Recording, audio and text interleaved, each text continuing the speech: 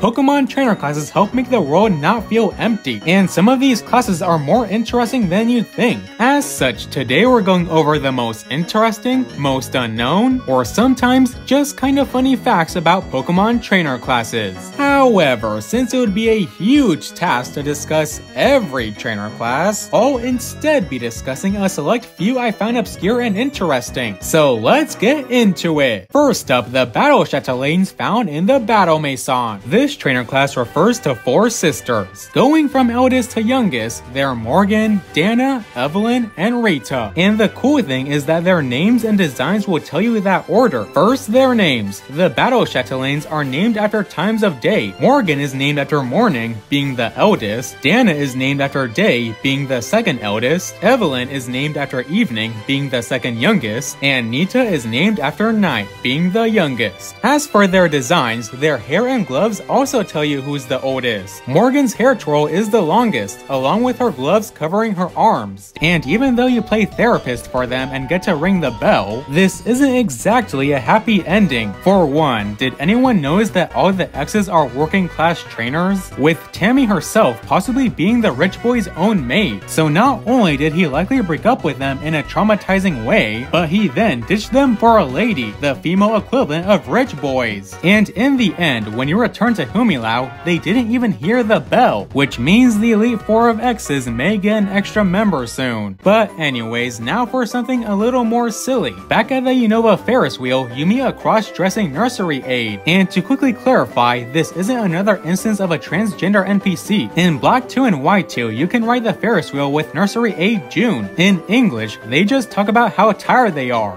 and their sweat. After the ride, they just compliment the player on caring for their Pokemon. But in Japanese, the dialogue after the ride takes a different turn. In Japanese, June just casually mentions that they're actually a man, and only dressed up as a nursery aide to get the job. Then if you ride with June again, their text changes in both languages. In English, June says they almost weren't hired for lack of experience. But in Japanese, they reiterate how the job was only hiring women. So yeah, not exactly trans since June still calls themselves a man, but pretty cool trivia nonetheless. Next up, we have picnickers and campers. And these two trainer classes may have the funniest interactions. It comes from the fact that campers always brag about dating picnickers, yet picnickers always complain about their boyfriends being so weak. I think my favorite is in Kanto, where on Route 25 a picnicker will say, "I wish my boyfriend was as strong as you," after defeating her. Then when you encounter the camper on the right, he'll say, "I'm a cool guy, I've got a girlfriend." And upon his defeat, he'll say,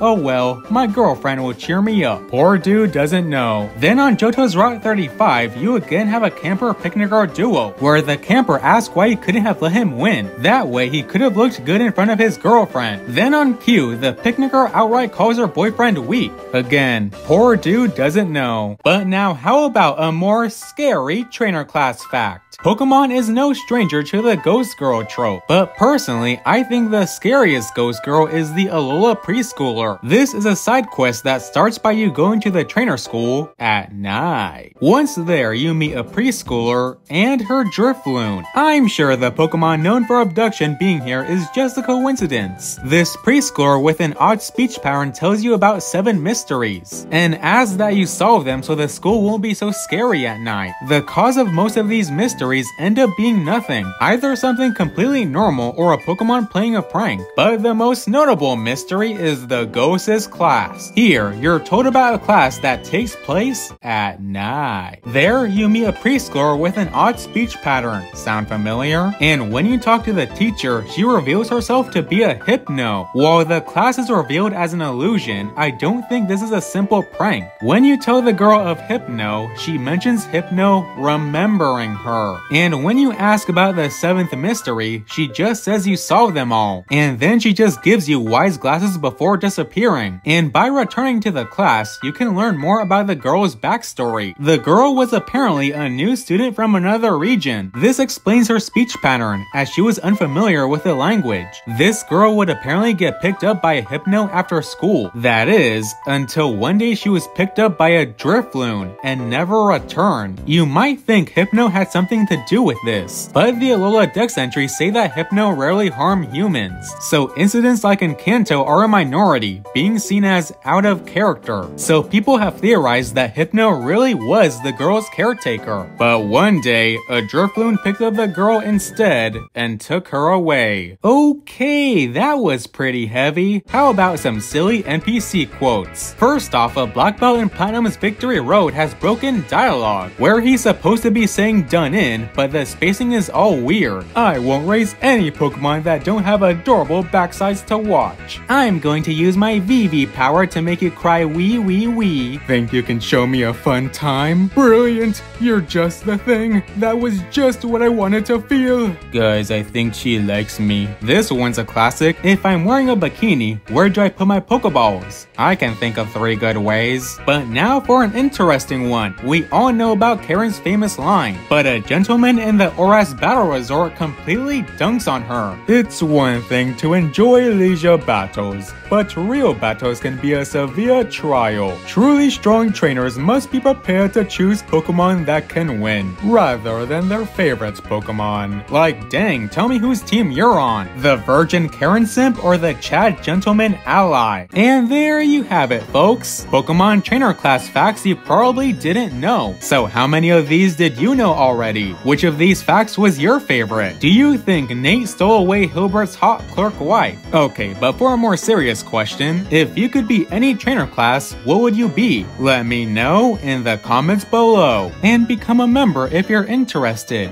It's only $2 a month. Have a nice day, you wonderful people.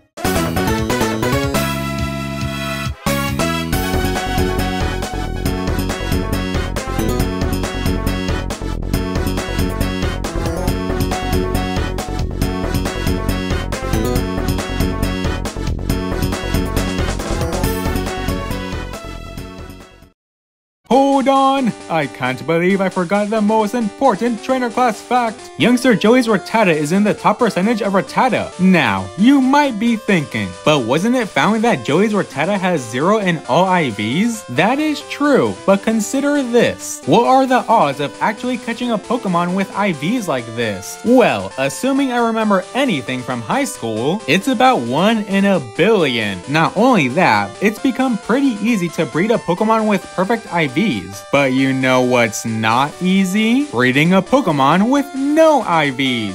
So perhaps Joey's Rattata isn't top percentage in a competitive sense, but there ain't no way you're catching a Rattata like youngster Joey.